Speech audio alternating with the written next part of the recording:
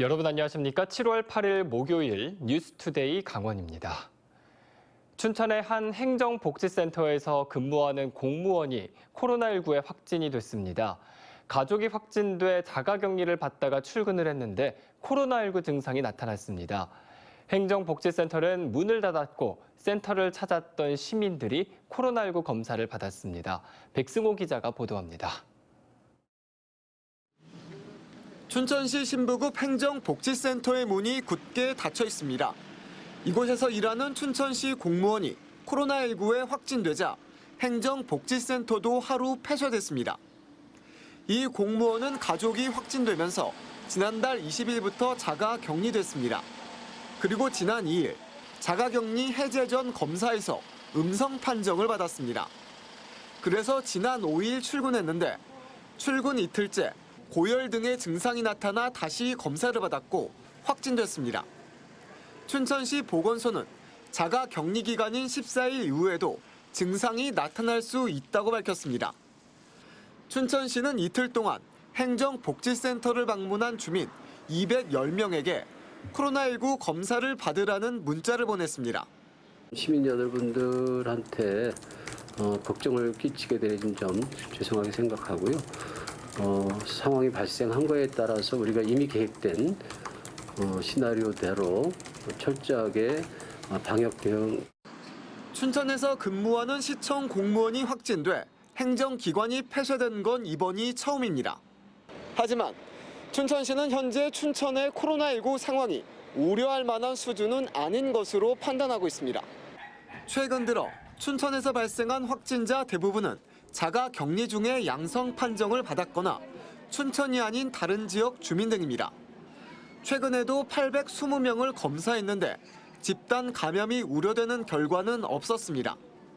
춘천시는 집단 감염 등 돌발 상황이 없다면 오는 금요일쯤 현재 3단계인 춘천의 사회적 거리두기 조정을 논의할 예정입니다. MBC 뉴스 백소입니다. 건강보험공단이 초유의 이사장 단식에 이어 이번에는 사옥 주변에 철조망까지 동원해 바리케이트를 설치했습니다. 직고용을 요구하는 고객센터 노조의 파업에 대응하는 과정에서 나온 조치들인데 이건 좀 너무하다는 지적이 나옵니다. 황구선 기자입니다. 건강보험공단 정문을 천막들이 가로막고 있습니다. 천막 안에는 원형 철조망이 설치됐고 공단 사옥 입구는 대형 버스들이 막고 있습니다. 경계 펜스를 따라서는 널빤지가 들어섰습니다. 건보공단이 고객센터, 이른바 콜센터 노동자들의 청사 출입을 막기 위해 바리케이드를 친 겁니다. 보시는 것처럼 공단 주변에는 이중으로 철책선이 둘러싸여 있는데요. 마치 군부대를 연상케 하고 있습니다.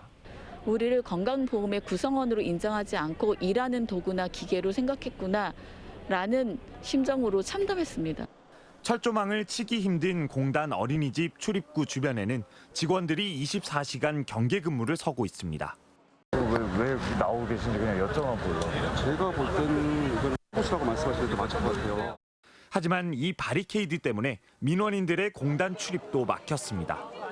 고객센터 노조는 심평원을 비롯한 보건복지부 산하 공공기관들이 콜센터 직원을 직접 고용한 선례가 있다며 건보공단의 직고용을 요구하며 파업과 복귀를 반복하고 있습니다. 하지만 건보공단은 직고용에서 현행 유지까지 다양한 해법을 검토 중이라면서도 파업을 풀 때까지 철조망 철거는 불가능하다는 입장입니다. 한편 지난달 김용익 건보공단 이사장은 대화에 나서달라며 돌연 단식 농성에 들어가기도 했습니다. MBC 뉴스 황구선입니다. 동해안의 주요 어종인 청어 가격이 너무 낮아서 어민 소득에 큰 도움이 되지 못하고 있습니다. 삼척시가 이런 문제점을 개선하기 위해 가공 사업을 추진하게 됐습니다. 유인호 기자가 취재했습니다. 최근 5년간 삼척 앞바다에서 가장 많이 잡힌 어종은 청어였습니다. 어항이 해마다 들쑥날쑥한 오징어를 제치고 10,000톤이 넘는 어획량을 기록했습니다. 가자미에 비해서는 배 이상 양이 많습니다. 하지만 판매 금액은 오징어의 14%, 가자미의 40%에 그쳤습니다. 가격이 너무 싸기 때문입니다. 오징어가 1톤에 평균 659만 원, 가자미가 392만 원에 팔린 데 비해 청어는 63만 원에 그쳤습니다. 많이 잡히는 만큼 그물에서 빼내는 인건비가 많이 들어가는데 가격은 워낙 싸다 보니 소득 기여도가 크게 낮습니다. 빨리 상하는 게 치명적인 약점입니다. 이 때문에 힘들게 잡은 청어의 90%는 사료 공장으로 팔려나가고 있습니다. 기름기가 많아가지고 고기가 금방 물러버려요, 이게. 이걸 갖다 빨리 어머니들이 빨리 해가지고 이걸 갖다 선도 관리 한다 해도 이게 안 돼요. 그걸 안 되다 보니까 이게 이제 식품으로 가야 되는데 식품이 안 되고 결론은 이게 저 남쪽에 광어나 우럭이 이게 사료로 지금 내려가고 있어요. 삼척시가 이런 현실을 바꿔보기 위해 가공 사업을 추진하기로 했습니다. 2022년도에 청어 가공식품을 개발을 해서 이거를 일단 상품성을 있는지를 먼저 효과 조사를 하고 만약에 상품성이 있다라고 판단이 되면 해양수산부나 이제 각종 여러 정부 부처에다가 요청을 해가지고 국비를 받아와서 지금 청어 가공 공장을 신축할 계획으로 있습니다. 공장을 설립하게 되면 어획량이 많은 임원항 주변에 만들고 주민들의 마을 기업의 운영을 맡길 방침입니다. 가공 사업이 성공하면 청어를 잡아오는 어민은 물론 공장에서 일하는 주민들의 소득까지 높일 수 있을 것으로 기대하고 있습니다. MBC 뉴스 유인호입니다. 오는 23일 개막하는 도쿄올림픽에 출전하는 강원도 출신과 강원도 소속 실업팀 선수들의 그 면면이 드러났습니다. 대한민국 메달 바친 태권도와 유도, 펜싱에서 선전이 기대됩니다. 강화길 기자가 보도합니다. 유도 60kg급 국가대표인 김원진. 철원에서 초중고를 나온 강원도 토박입니다. 지난 1월 유도 메이저 대회인 마스터스에서 우승을 차지하며 도쿄 올림픽호에 승선했습니다. 4년 전 브라질 리우 올림픽에 출전했지만 8강전에서 탈락했습니다. 때문에 이번 도쿄 올림픽에 임하는 각오가 남다릅니다. 훈련하는 거나 뭐 심리적인 부분이나 더 잘 준비를 하고 있는 것 같아서요. 되게 좋은 성적 저도 기대하고 열심히 준비하고 있습니다.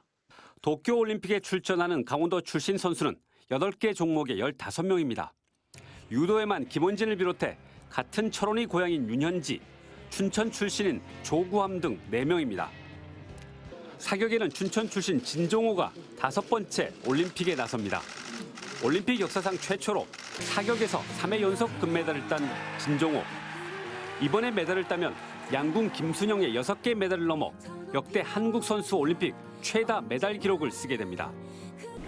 욕심은 솔직히 있지만 잠시 내려놓고 경기에 집중해서 하도록 오겠습니다. 그동안 올림픽에 2번 나서 은메달과 동메달만 땄던 화천 출신의 이대훈도 금빛 발차기를 준비하고 있습니다. 강원도 출신은 아니지만 강원도청과 시군 실업팀 소속으로 6개 종목 7명의 선수가 도쿄올림픽에 출전합니다. 유력한 메달 후보로 꼽히는 선수는 강원도청 펜싱팀의 이혜인. 강원도청에서 8년째 뛰고 있는 이혜인 선수는 여자 펜싱 앳베 단체전에 출전합니다.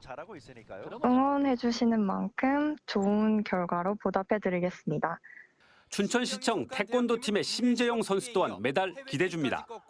심재영은 세계 선수권 2연패를 달성한 뒤 리우 올림픽 금메달리스트인 김소희마저 잡고 처음으로 올림픽 무대에 나섭니다. 다 실력 차이가 별로 안 나기 때문에 근데 지금 여자들 3명 가는데 그중 안에서는 가장 우선으로 꼽고 있죠. 이 밖에도 강원도 출신으로 2명의 코치가 도쿄올림픽에 동행해 선수들의 선전을 돕고 있습니다. MBC 뉴스 강화길입니다. 정부가 고 이건희 삼성그룹 회장의 기증품을 전시하는 이건희 미술관을 서울에 짓겠다고 밝혀 강원도 유치 계획이 무산됐습니다. 문화체육관광부는 국가기증 이건희 소장품 활용 방안 기자회견을 갖고 이건희 기증관을 서울 용산 미군부대 반환 부지나 종로구 송현동 부지로 압축했습니다. 문체부는 두 곳이 국립중앙박물관과 국립현대미술관 인근에 있어 연관 분야와의 활발한 교류와 협력을 기대할 만하다고 밝혔습니다. 이에 따라 속칭 이건희 미술관 유치에 뛰어들었던 강원도를 비롯한 전국 30개 지자체의 계획은 없던 일이 됐습니다. 원주 평화의 소녀상 제막 6주년을 앞두고 다양한 기념 행사가 열립니다. 한지문화연대는 다음 달 18일까지 위안부 할머니들의 이야기가 담긴 평화의 소녀상 닭종이 인형전을 개최합니다. 위안부 기림의 날인 8월 14일에는 무실동 평화의 소녀상 앞에서 기념행사와 원주 여성문학인회가 주관하는 시화전이 함께 마련됩니다. 원주 평화의 소녀상은 2015년 8월 15일 광복 70주년을 맞아 자발적인 시민 모금과 후원으로 건립됐습니다. 이번 달 28일 개막하는 제18회 평창 대관령 음악제를 위해 2개 노선의 셔틀버스가 무료로 운행합니다. 평창 대관령 음악제는 수도권 관람객들의 이동 편의를 위해 KTX 진부역에서 알펜시아 리조트를 오가는 셔틀버스를 편성했습니다. 또 알펜시아 리조트와 횡계 읍내를 순환하는 셔틀버스도 별도 운행합니다. 셔틀버스 운행 정보는 평창 대관령 음악제 홈페이지에서 확인할 수 있습니다. 강원대학교가 국립대학교 가운데는 처음으로 UN 지속가능 발전 목표 실천을 위한 기구인 지속가능 혁신센터를 설립했다고 밝혔습니다. 지속가능 혁신센터는 대학의 교육, 연구, 봉사를 통해 지역사회에 기여하고 지구적 난제 해결을 위한 교과, 비교과 운영, 그리고 각종 제도 개선을 지원하는 역할을 하게 됩니다. UN 지속가능 발전 목표는 기아, 보건, 교육 등 인류가 당면한 문제를 종식하기 위해 2015년 UN 제70차 총회에서 2030년까지 달성하기로 결의한 17개 목표를 제시하고 있습니다.